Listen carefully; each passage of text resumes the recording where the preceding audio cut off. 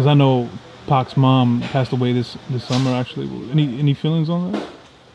Yeah, I'm sorry she passed. Like shit, she should have paid me.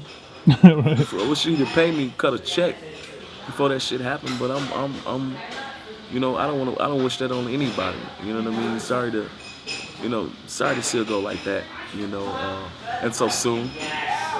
But that's it. I mean, that's the homie mother. You know what I mean? But you know, I got a little touchy feeling on that too. I lost when it came to doing all those songs that I had an opportunity to sing on. And she and I agreed to something, and I was never paid. You know, I know that's a little different but just because of that, you don't wish nobody. Wasn't that big? I didn't wish her to die or anything like that. No. So it's pretty sad because that was a piece of Pac Right. for the world. Yo, how many like houses they should have? Like, Wow. Everywhere. Everywhere. Condos, everywhere. Houses. You know, I don't know how many of them was his, but I've been to a lot of them.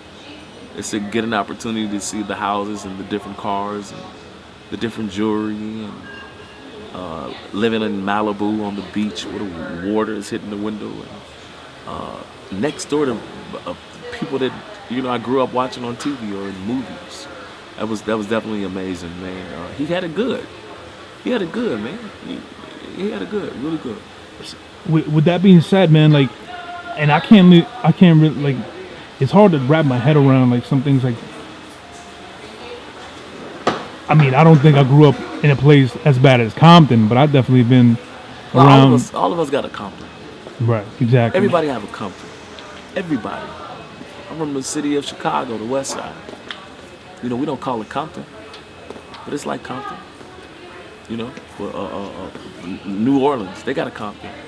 We just have our own sides. Everybody got a West Side, North Side, East Side, things that we represent, man. So you're always, and when you come from that, you're always able to recognize that no matter where you go.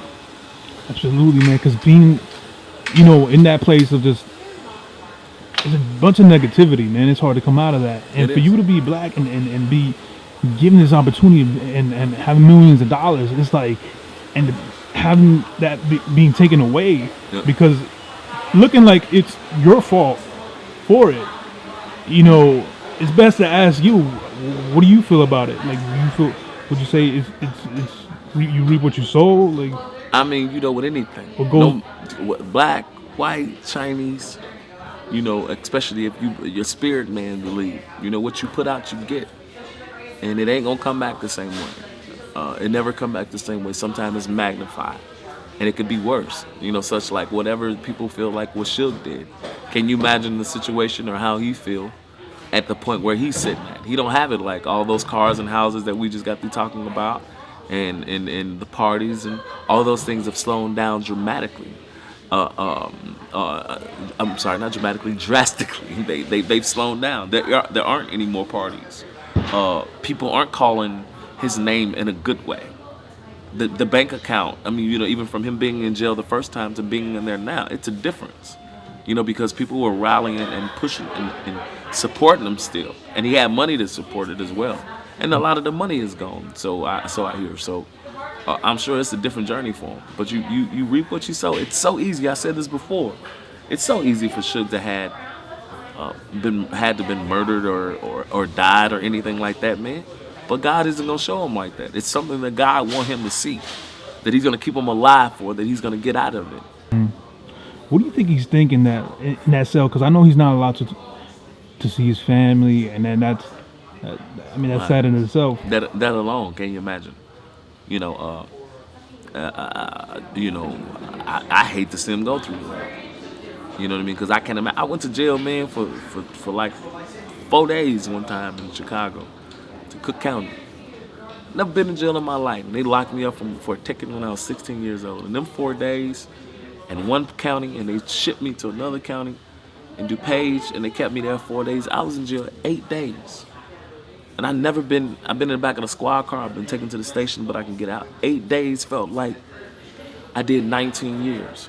So, you know, and I haven't lived half of the life that he's lived, or at least had as much fringe benefits as he has had. So I can imagine, man, the meals got to be pretty bad. The meals, that meatloaf and all that is a little Yeah. different for him.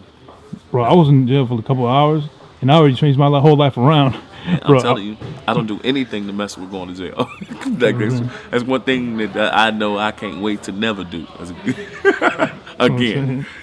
But do you think is he thinking that like I'm gonna turn my shit around? What do you think is in his mind? Like, You know, Suge's a hard dude, man, and I hope he got it. You know, I hope he got it. I hope he could change, man. I believe anybody could change. I haven't had an opportunity to speak with him myself. I'd like to see him change at least, just for his kids and himself, absolutely. no doubt. What? Because I know you talked to his son. What are they going through? Like, I know. Well, I don't. They don't really talk that much. They used to respond on social media.